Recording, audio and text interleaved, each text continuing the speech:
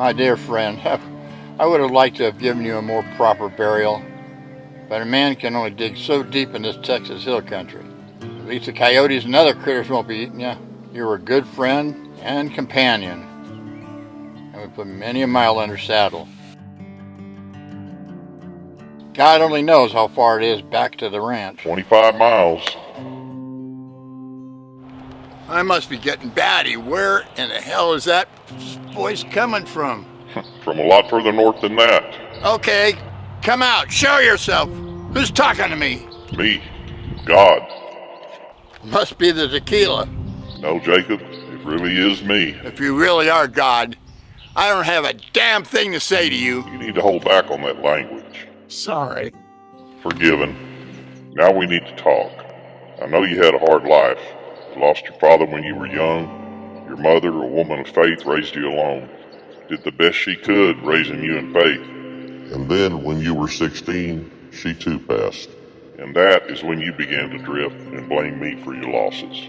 You began to cowboy at various ranches, drinking, chasing saloon girls, and fighting.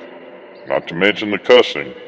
Then you found a good woman, got married, and had a boy with her. He married and they had a boy.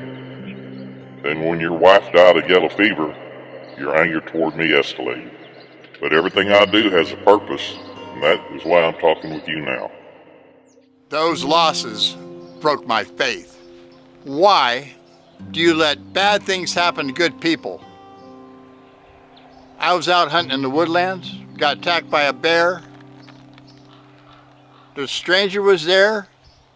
He saved me. Look at the scar! You see that? Where were you? Death is not the end, it's the beginning. And who do you think sent the stranger? Also, you want to see my sun scars? If you want to keep on talking, let's do it while I'm walking back to the ranch. That's fine. You have a Bible? Yes, I've got a family Bible back at the bunkhouse. Makes a great doorstop. It makes a better backstop.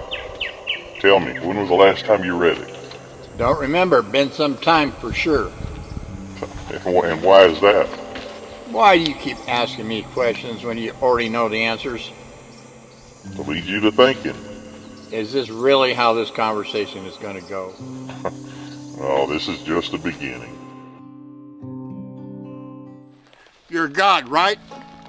You can do anything. Yes? Then give me a damn horse so I can ride back to the ranch on it. There you go with that language again. Sorry. You're forgiven. Again. It appears I may have to do that several times during this journey. And no horse for you. We need to have a long conversation. About a 25 miles hike worth. Fine. Then let's get to getting. Jacob, I know deep down inside you're a good man. I remember a few times back you had that hard winter. Y'all were out on the range looking for a mother with her calf. By the time you found them, the mother was dead and the calf was barely hanging on. You picked that calf up, wrapped it in your blanket, and threw it over the horse's neck. You fought that blizzard all the way back to the ranch and nursed that calf. It survived and became a champion breeder. But no one ever knew what you did. Yeah, but good isn't good enough. True. I'm tired from all that digging and walking. I think I'll take a nap. As always, I'll be here when you awake. No doubt. God has me thinking back on my mother and her teachings. Wonder what she's thinking about me now. I'm sure I'm a disappointment to her. God sure is striking a nerve.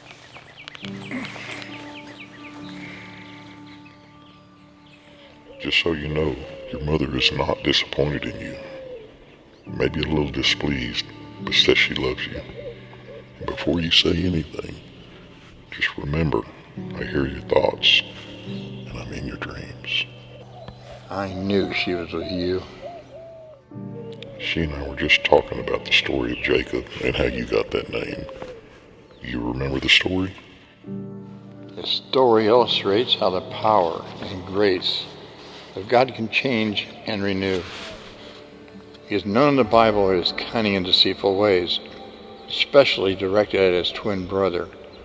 However, after losing to God in a wrestling match, Jacob receives God's blessing. Correct. And your mother had a premonition about you, thus your name. And you are wrestling with me now. I hear you.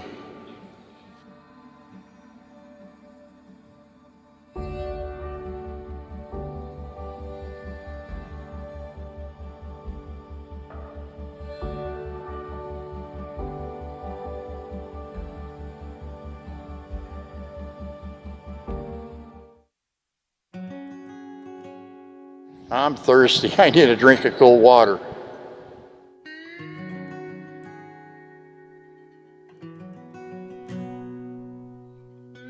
I can't believe this creek is so dry. Never been that way before. Should have brought a canteen of water instead of the tequila. You could be awful annoying. I can be, but always with a purpose. Cup your hands.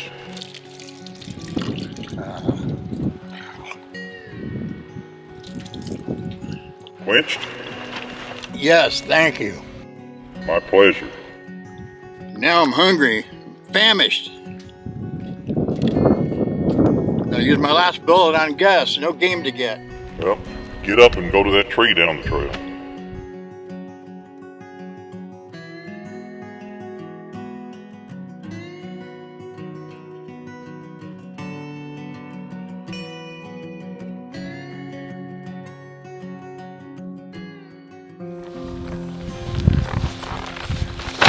Apples on a dead oak tree?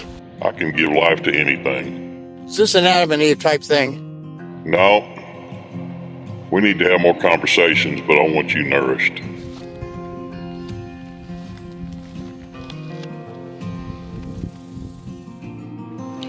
Fruit is great, but I need something more nourishing.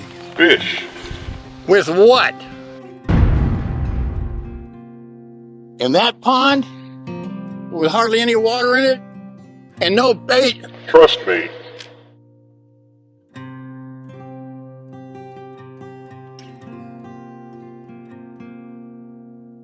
That fish indicates the plans I have for you. Me! A fisher of men! Imagine that! Fed your body, and I'm also feeding your soul. Well, now I'm nourished. I am tired, though, of carrying that saddle. It's quite burdensome. Leave that burden there. You can come back and get it later after you got another Gus. You still have other burdens to deal with. As usual, you are correct.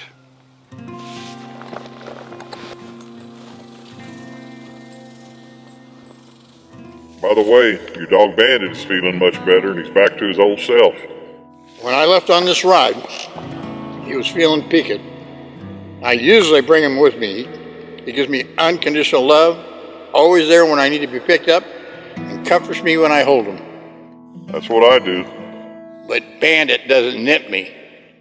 Sometimes it takes a good nipping to get you to pay attention. I'm going to chew a bit on what we've been talking about.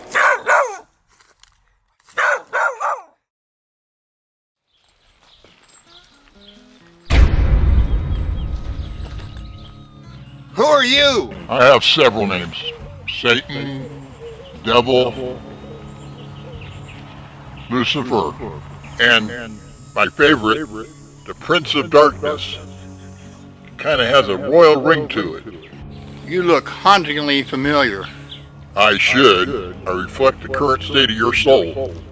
However, some of your soul seems to be losing some of its luster. I know you've been talking with the big guy, and he has a way of taking back those people who have been coming to me. And I'm here to keep that from happening.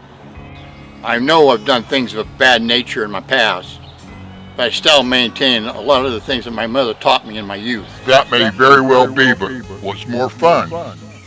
Doing what you want, when you want, where you want? Regardless, I'm beginning to hear what God is saying and starting to believe again. I don't give a damn what he says.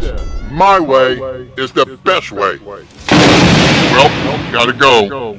We'll be talking again real soon. You can talk all you want to. I won't be listening.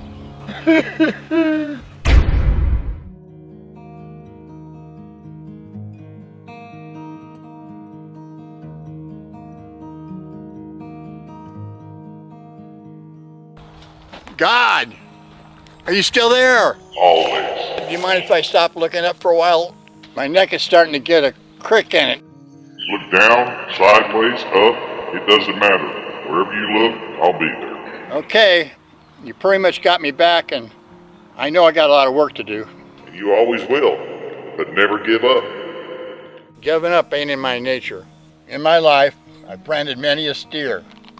And now, I want to be branded by you.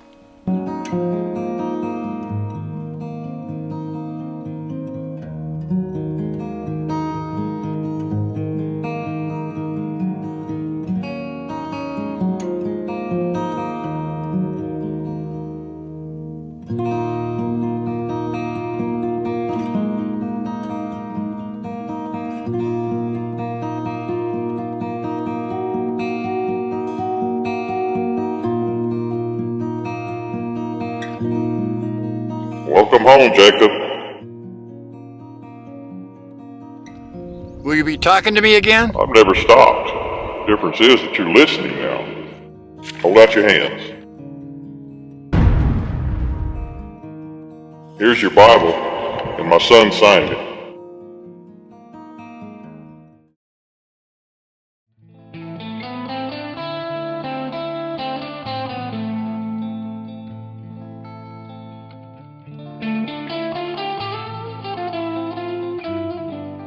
And that, Jacob, is how I got my faith back. That's right, Grandpa, a fisher of men. That's right, Grandpa, a fisher of men. When I began writing the script for this movie, I had no idea how personalized the message would become. I had a good friend who was fiercely battling cancer. He was a great father and husband, a true man of faith. We would discuss his battle and pray. I only heard him say he was scared once. Wouldn't anyone be? I never heard him say it again. He never asked, why does God allow bad things to happen to good people? And he was truly good. During this time, I was diagnosed with cancer in my neck. I had thyroid cancer 12 years ago, and during my annual checkup, it was discovered it had returned. The making of this film got delayed. A date was set for my operation, and new dates were set for filming. My director could not do the new film dates due to prior commitments and have surgery for cataracts. Another friend stepped forward to direct. Other delays occurred as well. Weather, new director's property problems, working around cinematographer's schedule. I had my surgery. I became numb from the bottom of my ear to the base of my neck. A muscle in my shoulder was in pain. I can only eat certain foods, had a drain in my neck, and could not lift anything over 10 pounds. Gratefully, I had a very good friend who would come twice a day for about 2 weeks to care for my horses. During all this, my aforementioned friend continued his battle, but yet was concerned about me. He lost the battle, but not his faith. His last words to me was, God bless you. He inspired me. He left a message for all of us. A month and a half after my surgery, I started filming. My neck is still numb and shoulder muscle still hurts. The temperatures were in the 90s, and my film family was concerned for me. Carrying that saddle was tough. But I pushed through. I had this message to present. I had to continue my endurance of faith. I never got mad at God because of the cancer. I knew he was trying to lead me to do his work. I was determined not to let the devil win. At the time of this message, I still have procedure to be done on the neck cancer. Also, I'll be having a cancerous basal cell removed from the side of my face. But this is not a poor me story, but rather one of faith. I'd like to read you 2 short passages from the Bible. Hebrews 10:36. You need to persevere so that when you have done the will of God, you will receive what he has promised. James 1:2-3. Consider it pure joy, my brothers and sisters, whenever you face trials of many kinds, because you know that the testing of your faith produces perseverance. We've all had bad things happen to us, and we search for answers. Fortunately, God has them. They can be found in this book.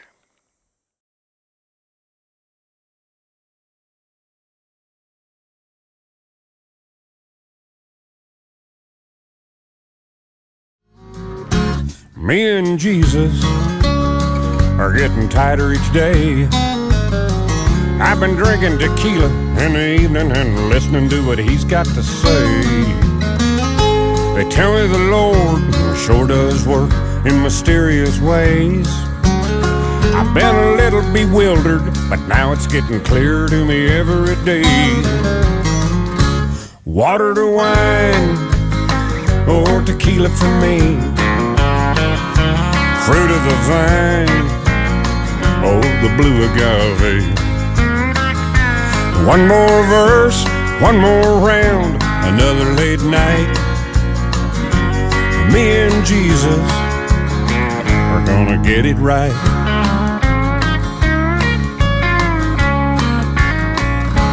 Me and Jesus, we've been staying up late.